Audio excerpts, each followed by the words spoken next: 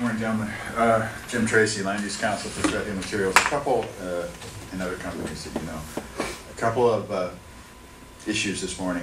One is in your agenda packet this morning, you've received a letter from the county commissioners of Kittitas County regarding their ongoing battle with the Department of Ecology over RCW 90-44050, which is the exempt well provision of the Water Rights Act. I commend this letter to your attention.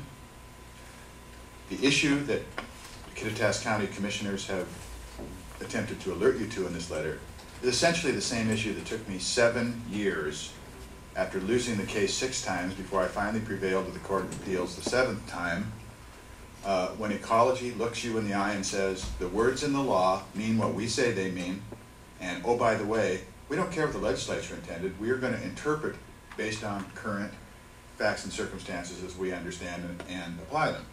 Now, these two principles were both rejected clearly by the Court of Appeals in a case that DOE decided not to take to the Supreme Court, regrettably. I wish they had. But this is a serious issue for rural water supply that affects Jefferson County like it does all other counties in the state of Washington. I strongly request that your response to the letter, of course, be posted one way or the other, whatever you decide to do. Secondly, as you know, in my critique of Jefferson County's locally adopted shoreline master program, one of the dozens of issues that I raised in that critique was the nature and quality and quantity of the prosecuting attorney's attention to the AGO process for determining whether or not the action was constitutional under the GMA and the Shoreline Management Act.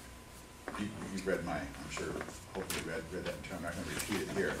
But what I do want to draw your attention to, and I just wrote this morning, reading the Environmental and Land Use Law section of the Bar Association's monthly newsletter, a case called Laurel Park Community LLC versus the City of Tumwater, October 2009, in which this very issue was the central issue of the case.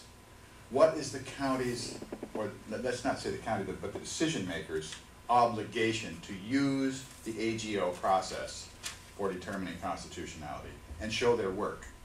It's a very good case that lays out the 5 specific things that need to be in your process, which weren't in your process. And again, I commend it to your attention for hopefully your use in future consideration of the Shoreline Master Program. Thank you. If you could submit that, that'd be great.